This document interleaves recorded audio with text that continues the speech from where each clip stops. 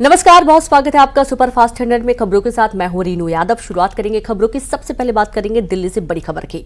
दिल्ली में बीजेपी शासित राज्यों के मुख्यमंत्री उप मुख्यमंत्री की मीटिंग बुलाई गई है। 27-28 जुलाई को दिल्ली में बैठक होगी, जहां प्रधानमंत्री मोदी की अगुवाई में बैठक बुलाई गई है।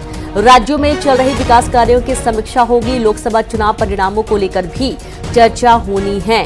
बड़ी खबर दिल्ली से है, जहां दिल्ली में बीजेपी शासित राज्यों के मुख्यमंत्री और उप मुख्यमंत्रियों की मीटिंग बुलाई गई है।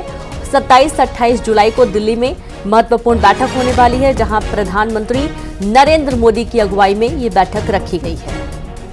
और संवाददाता पवन गौड़ जुड़ गए। पवन, 27 और 28 जुलाई खास दिन, जहां तमाम जो बीजेपी शासित राज्य हैं वहां के मुख्यमंत्री और उप मुख्यमंत्रियों को बुलाया गया है। देखिए, प्रधानमंत्री नरेंद्र मोदी की अध्यक्षता में बीजेपी शासित राज्यों के मुख्यमंत्री और उप मुख्यमंत्रियों की बैठक दिल्ली में 27-28 जुलाई को होनी है। इस बैठक में जिस तरह से केंद्र और राज्य सरकारों के बीच में सामंजस्य किस तरह से ज्यादा हो, किस तरह से काम कराए जाएं, किस तरह से जो केंद्र सरकार की योजनाएं हैं उनको राज्यों में जमीन पर सही से उतारा जाए। अगर राज्यों को कोई समस्या सामने आ रही है तो राज्य सरकार जो है अपनी समस्याएं प्रधानमंत्री के सामने रखें।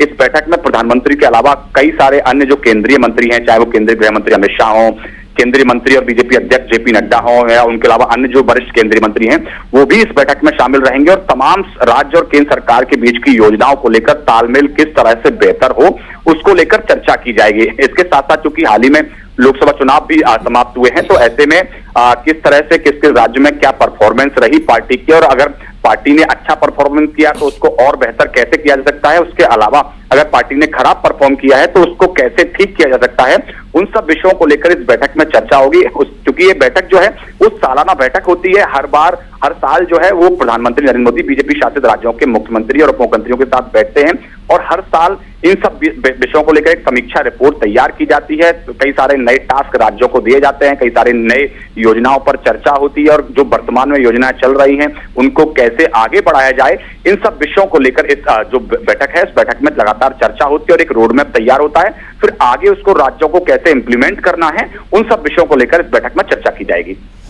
जी बिल्कुल, बहुत शुक्रिया आपका पवन तमाम जानकारी के लिए। तो जाहिर सी बात है कि जो बैठक है वो काफ़ी महत्वपूर्ण है और जैसा कि पवन भी बता रहे हैं, इस दौरान विकास कार्यों की समीक्षा किया जाना है। क्या योजनाएं हैं, किस तरीके के लोकसभा चुनाव परिणाम रहे हैं, इन तमाम चीज़ों को लेकर ये बातचीत होनी है। और अब बात बीजापुर से बड़ी खबर की। बीजापुर में घायल जवानों को एयरलिफ्ट करने में परेशानी हो रही है। मौसम खराब होने के कारण एयरलिफ्ट नहीं हो पा रहा है। जवानों को एयरलिफ्ट नहीं किया जा सका है। प्राथमिक उपचार के बाद रोड से बीजापुर से जगदलपुर के लिए रवाना किया गया। बीजापुर एसपी जितेंद्र यादव ने इस बात की जानकारी दी है। आप ये देखिए कि बीजापुर में आईईडी ब्लास्ट में 2 जवान शहीद हुए हैं, 4 जवान जख्मी हुए हैं, जिन्हें हॉस्पिटल एडमिट किया गया था। इलाज जारी है। हालांकि बहुत गंभीर हालत नहीं है, ठीक है, खतरे से बाहर है और इन्हें एयरलिफ्ट किया जाना था, लेकिन एयरलिफ्ट नहीं किया जा सका। दरअसल मौसम काफी खराब है और इसके चलते एयरलिफ्ट कर पाना मुश्किल हो रहा है और अब रोड के माध्यम से ही इन्हें रायपुर लेकर जाया जा रहा है। खबर बीजापुर से है।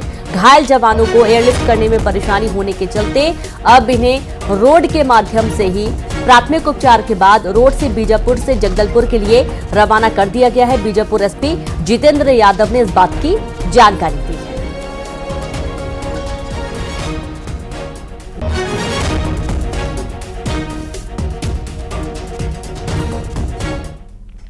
और चलिए अब देखेंगे सुपरफास्ट खबरें तेज अंदाज में।